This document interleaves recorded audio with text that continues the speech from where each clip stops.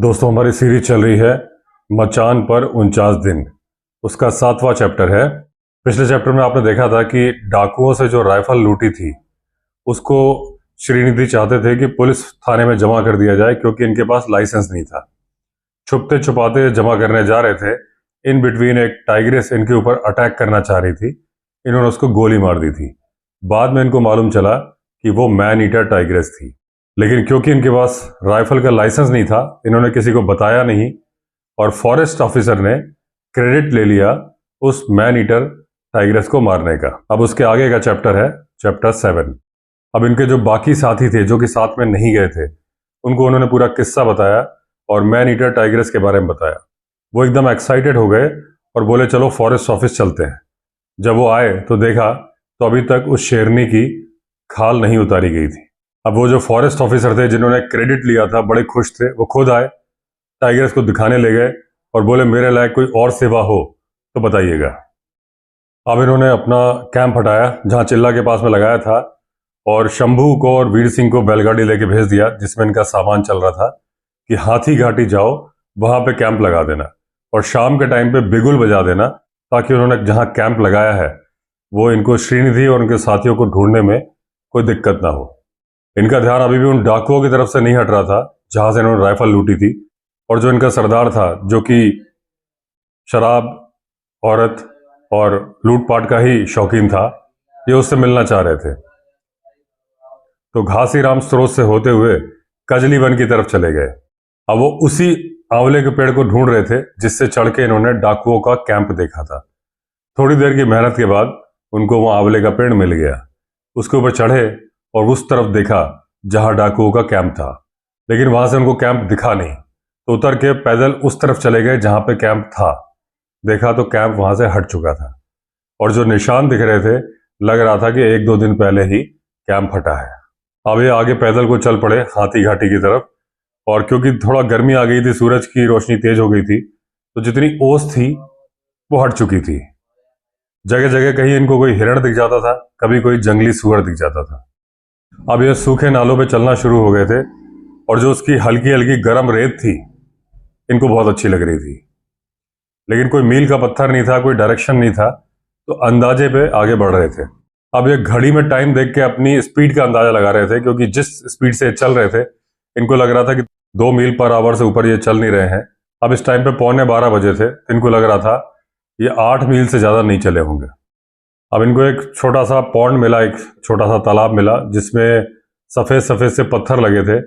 पीछे से पानी आके एक जो स्ट्रीम आ रही थी हल्की सी, वो उस पॉन्ड में गिर रही थी और आगे जो ओवरफ्लो वाटर था आगे निकल गया था। अब इनको ये जगह बहुत पसंद आई तो उन्होंने सोचा यहीं थोड़ा आराम करते हैं, खाना खाते हैं।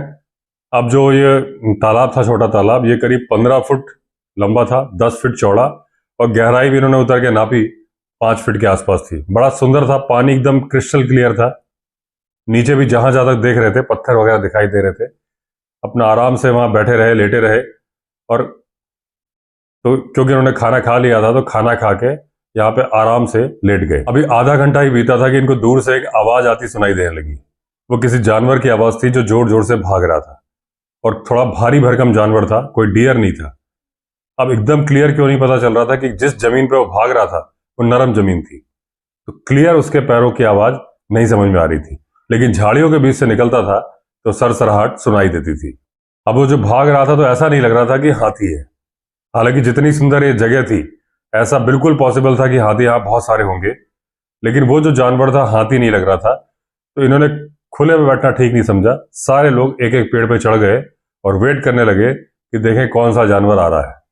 अब एकदम आवाज नजदीक आ गई और देखा तो एक सफेद रंग का घोड़ा दौड़ के आ रहा था, और वो भी कोई जंगली घोड़ा नहीं था, उसकी पीठ पे काठी बंधी हुई थी। मतलब कोई घुड़सवार कहीं गिर गया होगा और घोड़ा मदद के लिए किसी को ढूंढने के लिए आया था। इन्होंने सुना हुआ था कि घोड़े बहुत वफादार होते हैं और जब उनका मालिक कहीं गिर जाता है तो वो मदद ढूंढने दूर दूर तक जाते हैं। और वो आदमी की प्रेजेंस समझ गया था और उस तालाब के किनारे रुक गया और जोर जोर से हिनहिना रहा था। मतलब वो दूर नहीं जा रहा था जिस तरह से वो भाग के आया था, क्योंकि उसको आदमी की ही तलाश थी जो कि उसकी मदद करे। अब क्योंकि इनका दोस्त कुमार था, वो बहुत अच्छा हॉर्स राइडर था, तो उन्होंने आवाज दी, कुमार तुम जल्दी से इसकी पीठ पे बैठ जाओ और देखो तुम्हें कहाँ ले जाता है।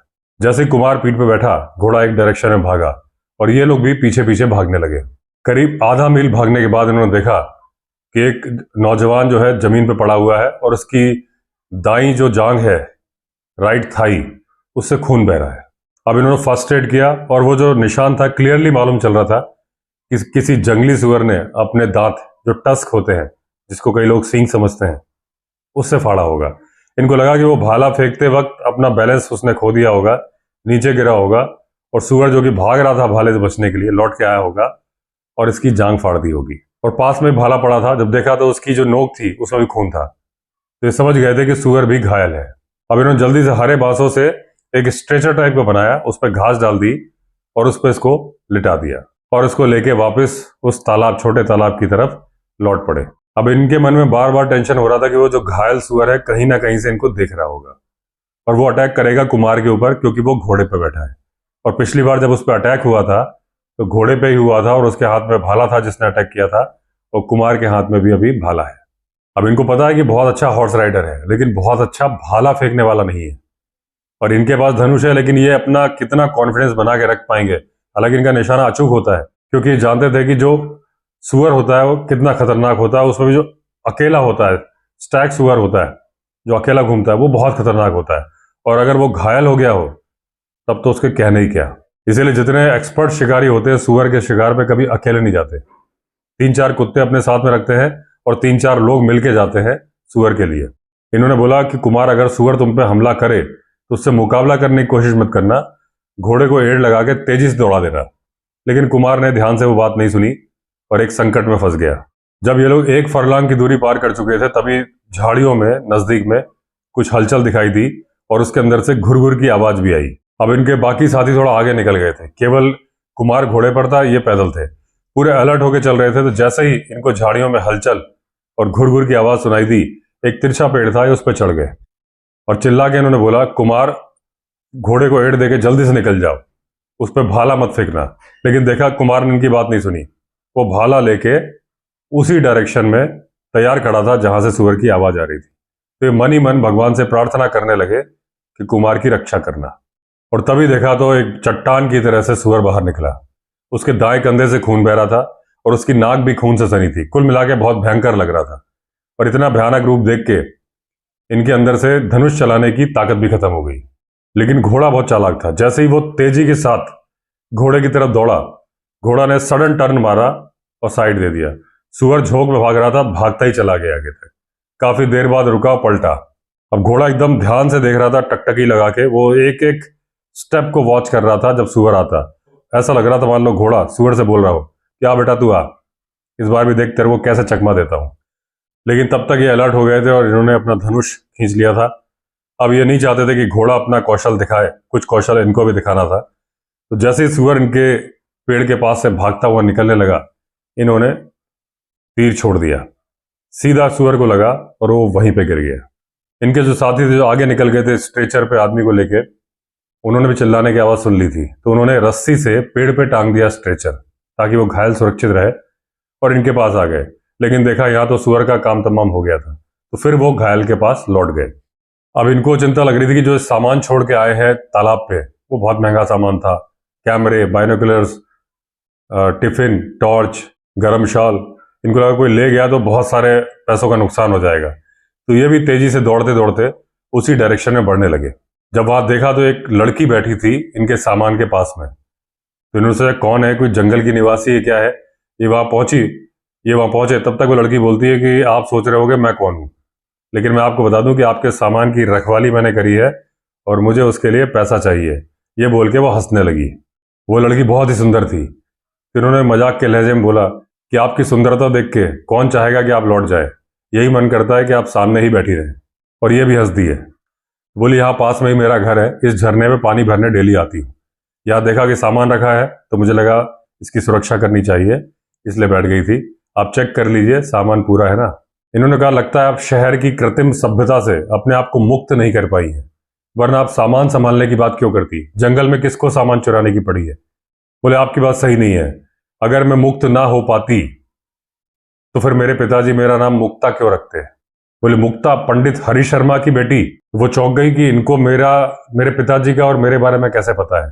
तो उसने पूछा कि देखिए प्लीज, अगर आप बुरा ना माने तो बताइए कि आप कौन हैं और मेरे बारे में कैसे जानते हैं।